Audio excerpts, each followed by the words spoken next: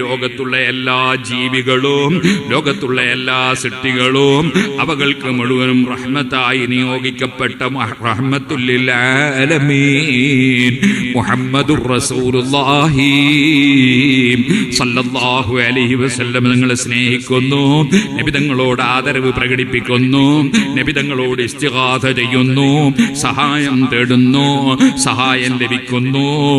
ആ നബി തങ്ങളോട് അങ്ങേയറ്റത്തെ സ്നേഹ ബഹുമാനം ലോകത്തുള്ള മുഴുവൻ ജീവികളും പ്രകടിപ്പിക്കുന്നു.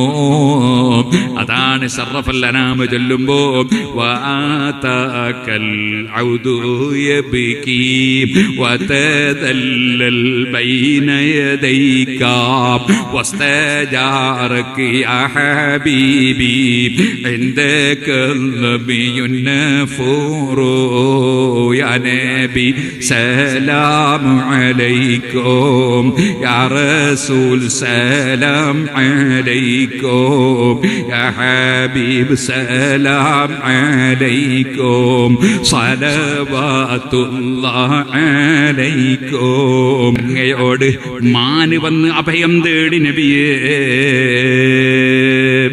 സർവ്വ സൃഷ്ടികൾക്കും റഹ്മത്തായ മുഹമ്മദുർ റസൂലുള്ളാഹി റസൂലുള്ളാഹി സ്വല്ലല്ലാഹു അലൈഹി വസല്ലം തങ്ങൾ അവിടുത്തോടുള്ള സ്നേഹം ഹൃദയത്തിൽ നിറഞ്ഞു നിൽക്കണം. ആ നബി തങ്ങളുടെ മദ്ഹുകൾ ധാരാളം പറയണം, പാടണം, പുകഴ്ത്തണം. എല്ലാ വീട്ടിലും റസൂലുള്ളാഹിന്റെ മൗലിദ് കഴിക്കണം.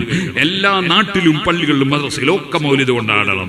ഏതെങ്കിലും ഒരു ദിവസം കഴിവനുസരിച്ച് മുലായിൽ ഖാരി പറഞ്ഞു, മിസ്കാത്തിന്റെ ഷറഹൈദി വലിയ പണ്ഡിതനാണ്, അദ്ദേഹം പറഞ്ഞു മൗലിദ് എല്ലാ ദിവസവും എനിക്ക് സാധിക്കുമെങ്കിൽ ഞാൻ കൊണ്ടുവരുമായിരുന്നു, ചെയ്യുമായിരുന്നു എന്നൊരു വലിയ മഹാൻ പറഞ്ഞത് ഉദ്ധരിച്ചിട്ട് പറഞ്ഞു, എനിക്കും വലിയ ആഗ്രഹമുണ്ട് എല്ലാ ദിവസവും മൗലിദ് കഴിക്കണം, പക്ഷെ എൻ്റെ തഞ്ചേശ ഇല്ല, അതുകൊണ്ട് ഞാനൊരു മൗലിദ് എഴുതുകയാണ്, എന്നാ എല്ലാവരും അത് ഓതുമല്ലോ. അങ്ങനെ നബി തങ്ങളോടുള്ള സ്നേഹപ്രകടനം ഓരോരുത്തരുടെ കഴിവനുസരിച്ച് എല്ലാവരും കൊണ്ടുവരണം.